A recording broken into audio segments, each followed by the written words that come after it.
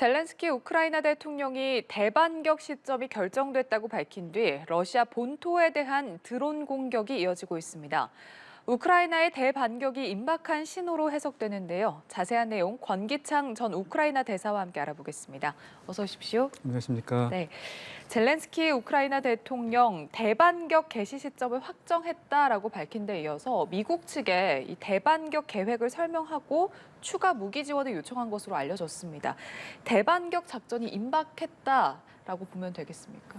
네, 그렇습니다. 지금 말씀하신 대로 우크라이나 젤렌스키 대통령이 수일 전에 이제 우크라이나의 대반격 시점을 결정했다고 말한 것과 그다음에 우크라이나의 총사령관인 잘루즈니 총사령관이 마크 밀리 미 합참 의장과 우크라이나의 반격 전략에 대해서 협의했다는 것은 우크라이나가 이제 반격 준비를 완료했고 이제 그날을만 기다리고 있다는 명확한 신호라고 볼 수 있습니다. 그런데 우크라이나는 지금까지 두 가지 핵심 이슈를 기다려왔는데요.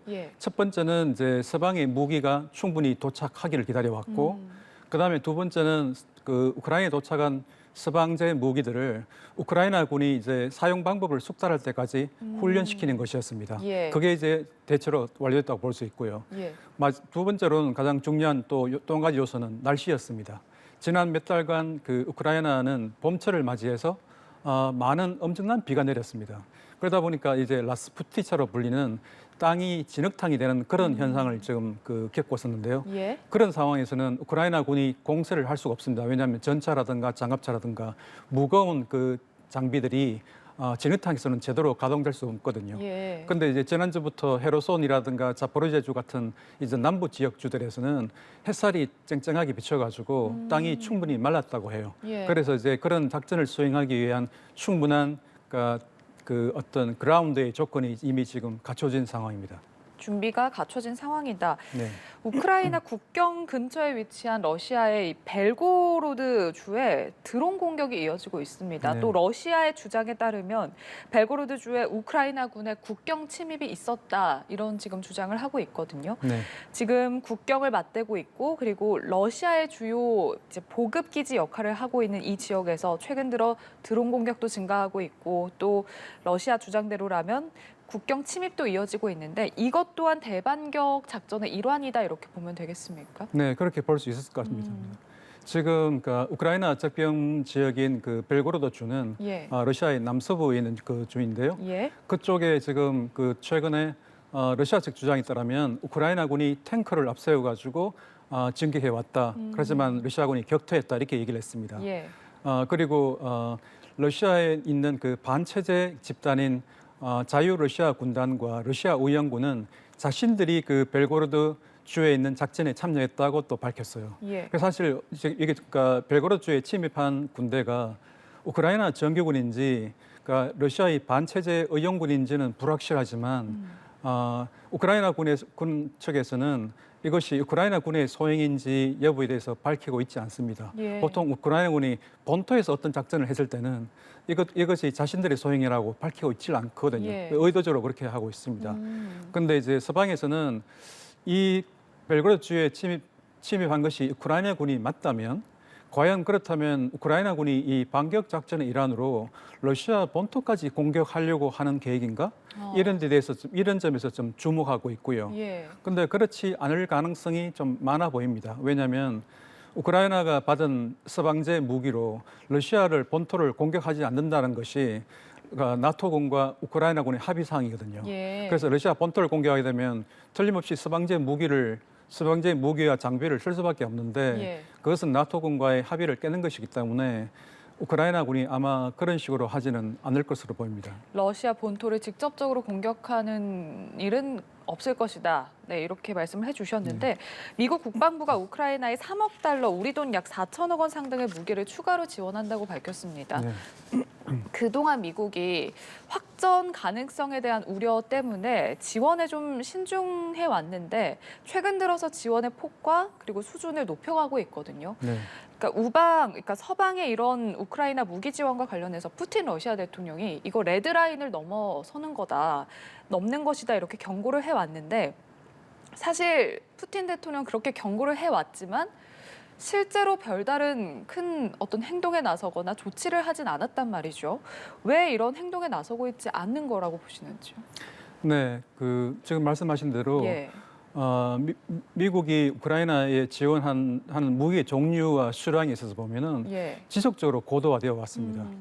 작년 한 12월경에는 미국이 탱크는 우크라이나에 지원하지 않는다고 했다가 독일이라든가 영국이 먼저 나서면서 결국은 탱크를 지원하기로 발표했고요. 그다음에 F-16 전투기도 지원하지 않는다고 발표했다가 그다음에 최근에는 F-16 대한 지원 가능성을 시사했습니다. 그리고 또 하나 수일 전에 보면 우크라이나가 줄기차게 요구해온 그 장거리 미사일 에이테컴스라고 있습니다. 사정거리가 300km에 달하는 미사일인데 계속 지원해달라고 요구했지만 미국은 거절해 왔거든요.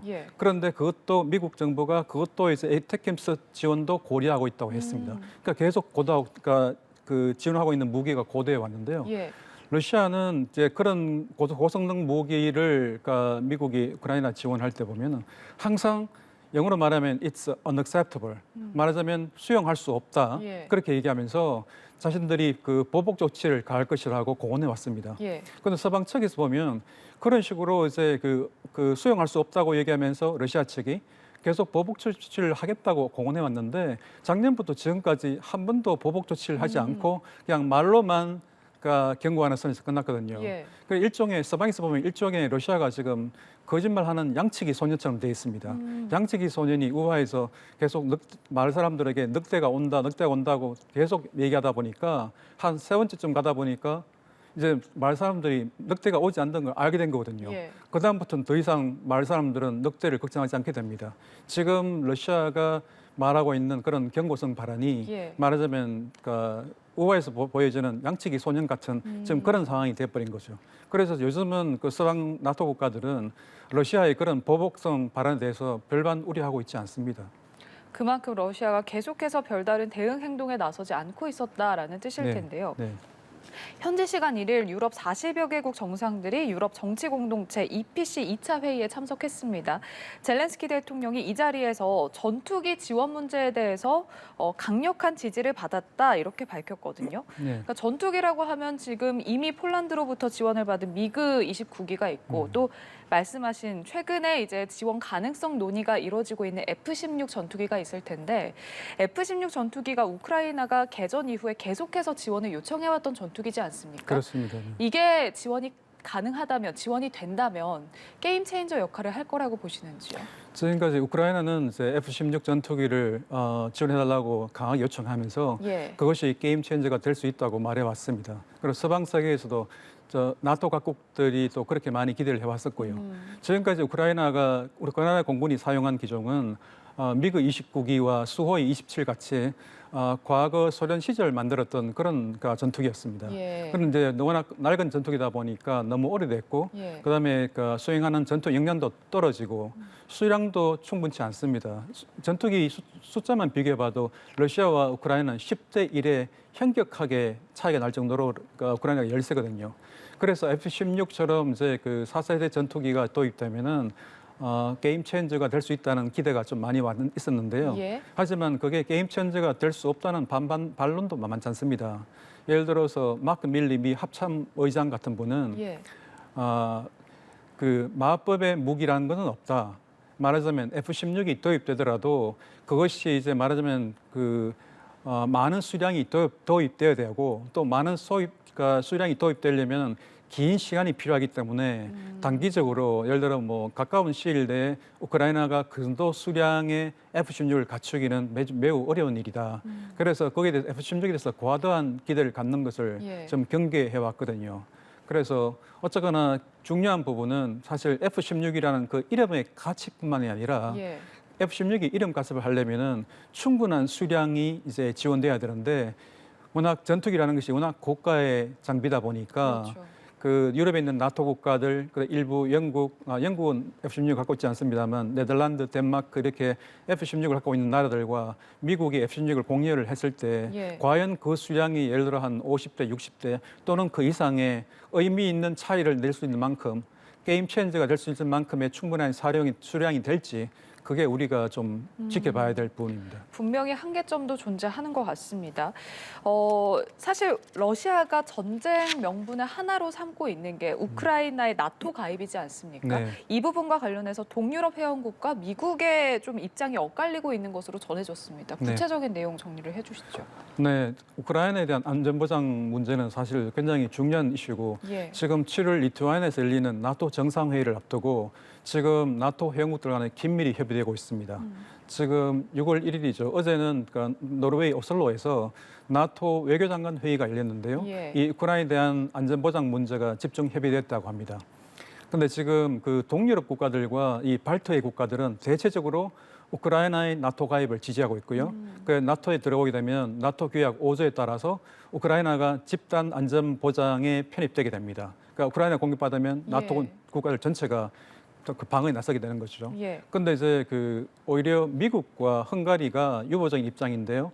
미국은 우크라이나의 나토 가입을 추진하기보다는 언젠가는 우크라이나가 나토에 가입해야 되겠지만 지금 당분간은 우크라이나에 대한 무기 지원을 통해서 우크라이나가 이 전쟁에서 우위를 잡도록 하는 게 중요하다. 그래서 무기 지원에 초점을 맞추는 게 필요하다. 그리고 우크라이나 나토 가입 문제는 이 종전 과정에서 러시아하고 말하자면 종전 방식을 협의할 때 함께 다루어야 될 문제다. 이런 입장을 보이고 있습니다. 그래서 입장 차이가 지금 보이고 있는 상황이고요. 우크라이나로서는 이번 리투아니아 나토 정상회의에서 우크라이나 전쟁이 끝나면 우크라이나를 나토에 가입시킨다는 그런 정치적 결정이 내려지길 바라고 있는데 아직까지는 지금 회원국들이 아직 좀 시간이 남아 있으니까 좀 더 지켜봐야 될 것 같습니다. 한편 그동안 러시아 우크라이나 전쟁에서 공식적인 입장을 내세우지 않았던 중국이 최근에 이제 중재자로 나섰는데 특사를 파견했습니다. 리후이 중국 유라시아 사무특별대표가 유럽을 돌면서 휴전을 제안을 했어요. 중재자로서의 중국 어떻습니까? 중국에 대해서 서방 세계에서는 뭐 당초 그다지 기대를 갖고 있지 않았지만 그래도 중국이 러시아를 좀 움직일 수 있는 힘이 있으니까 그런 레버리지를 갖고 있으니까 그래도 조금 기대하고 지켜보자라는 것이었습니다. 그런데 이번 유럽 순방 결과를 지켜볼 때는 별 성과를 거두지 못한 것 같아요. 우선 이 서방 세계와 중국과 이 중국의 평화 협상안은 큰 차이가 있습니다. 서방 세계가 바라보는 평화 협상의 핵심은 간단히 얘기하면 러시아가 우크라이나부터 철군하고 그다음에 러시아가 점령하고 있던 땅을 우크라이나에 돌려주는 것입니다. 그게 평화 협상의 기초라고 보는 거죠. 그런데 중국의 평화 협상을 들어보면은 우선 당사자들 간에 어떤 이 평화 협상에 대한 우선 좀 공감대를 먼저 만들어내고 그다음에 이제 유럽 전체에 새로운 안보 구상을 안보 구조를 만들어야 된다는 겁니다. 그런데 유럽의 새로운 안보 구조라는 것은 지금 있는 나토와는 다른 걸 말하거든요. 지금 있는 나토는 유럽의 안보를 위한 어떤 동맹이지만 유럽 국가가 아닌 미국이 들어가 있고 유럽 국가인 러시아는 빠져 있습니다. 말하자면 중국이 말하는 새로운 유럽 안보 구상은 미국을 배제한 그런 구상을 말하는 거죠. 그러니까 사실은 친러시아적인 그런 구상이라고 볼 수 있습니다. 그리고 우크라이나로서는 러시아의 철군과 그다음에 러시아가 점령한 영토를 반환한 것은 평화 협상의 핵심이고 그것 없이는 절대로 평화 협상에 응할 수 없다. 그것 없이는 전쟁 종식은 가능하지 않다고 말한 핵심 중의 핵심이기 때문에 중국이 그 문제를 제대로 다루고 있지 않기 때문에 지금 성과가 나오지 않는 것입니다. 그럼에도 불구하고 서방 세계가 중국의 역할에 그래도 기대하는 부분이 있는데요. 왜냐하면 중국은 러시아가 핵 사용을 하지 말아야 된다고 압박하고 있고 그 외에 식량 안보라든가 우크라이나에 대한 인도적 지원 이런 측면을 좀 강조하고 있습니다. 말하자면 어느 일정 수준에서는 중국의 역할이 있다고 보고 있는 것이죠. 그래서 뭐 중국이 한 역할 그것을 갖다가 뭐 굉장히 뭐 완전히 의미 없는 것으로 폄하하고 있지는 않습니다. 또 이제 중재자 역할에 나선 국가가 있습니다. 브라질의 룰라 대통령이 우크라이나와 러시아 사이에서 평화협상 중재 노력을 하고 있다 이렇게 밝혔거든요. 네. 좀 이 부분은 어떻습니까? 브라질 룰라 대통령의 네. 중재자 역할. 뭐 전통적으로 브라질은 이 세계에서 자신의 역할을 좀 많이 부각시키려고 노력한 나라였고요. 예. 또 중남미 전체로 보면 사실 최대 국가고 유엔 상임이사국을 노리는 그런 국가죠. 예. 근데 지금 룰라 대통령은 이제 좌파 대통령인데 지금 본인 나름대로의 어떤 세계 재편 구상을 지금 갖고 있는 것 같습니다. 그래서 그 며칠 전에는 브라질 수도 브라질리아에서 남미 정상 12개국을 초청해서 이제 그 정상회의를 열었거든요. 예. 그래서 그 정상회의 핵심 의제가 남미 지역의 통합과 그리고 달러의 주도권을 폐기시키는 것. 그것이 핵심 의제였습니다. 말하자면 미국과 상당히 거리를 두고 있는 것이죠. 예. 그리고 지난달 중순에는 200명의 대표단을 이끌고 중국을 방문해가지고 시진핑 대통령과의 우회를 과시했고요. 예. 그다음에 평화적인 평화 노력으로는 또 수일 전에 푸틴 대통령과 통화했고 어제는 그 프란치스코 교황과도 통화해서 브라질이 이제 평화 중재 의사를 적극적으로 갖고 있다는 걸 밝혔습니다. 이제 브라질 룰라 대통령으로서는 이런 평화 노력과 그다음에 어떤 세계 질서 개편에 대한 자신의 구상을 실행시키기 위한 그런 외교적 행보를 굉장히 적극적으로 좀 하고 있는 셈이죠. 예, 중국에 이어 브라질에서도 역시 외교력을 통해서 좀 영향력을 강화하려는 그런 움직임을 보이고 있습니다. 자, 그리고 러시아의 수도 모스크바가 드론 공습을 받았고요. 그리고 우크라이나 국경과 맞닿은 정유 공장도 공격을 받았습니다. 이와 관련해서 전쟁에서 한 발짝 좀 멀어져 있던 러시아 시민들에게 어떤 전쟁을 일깨웠다, 전쟁의 현실을 직시하도록 만들었다 이런 분석이 나오고 있거든요. 어떻게 보시나요? 네, 그렇습니다. 이번에 지난 5월 30일 모스크바가 이제 우크라이나 드론 공격, 아마도 우크라이나가 한 공격일 것 같은데요. 예. 드론 공격을 받았고 그다음에 러시아 남부 지역인 크라스노르스타 지역에서 또 거기서도 이제 드론 공격을 받아서 이제 정유 공장 2곳이 파괴되었습니다. 예. 이렇게 이제 파괴된 것은 특히 모스크바에 대한 이 드론 공격은 지금까지 모스크바 시민들은 본인이 러시아군이 우크라이나에서 특별 군사 작전을 시행하고 있는 동안 비교적 평온하게 일상생활을 유지해서 왔었거든요.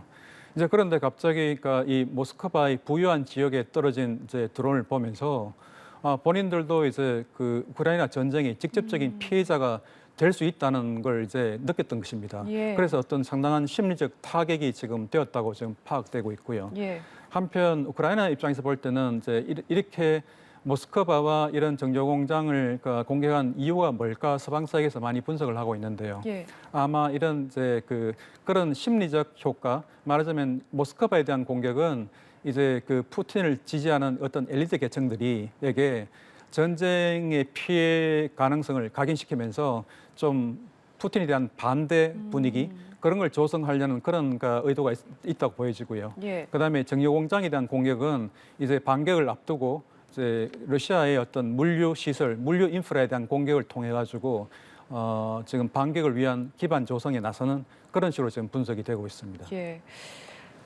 러시아가 전쟁의 최대 격전지였던 바흐무트를 점령하느라 전력이 고갈된 이 와그너 그룹 대신에 체첸군을 투입한다는 보도가 나왔습니다.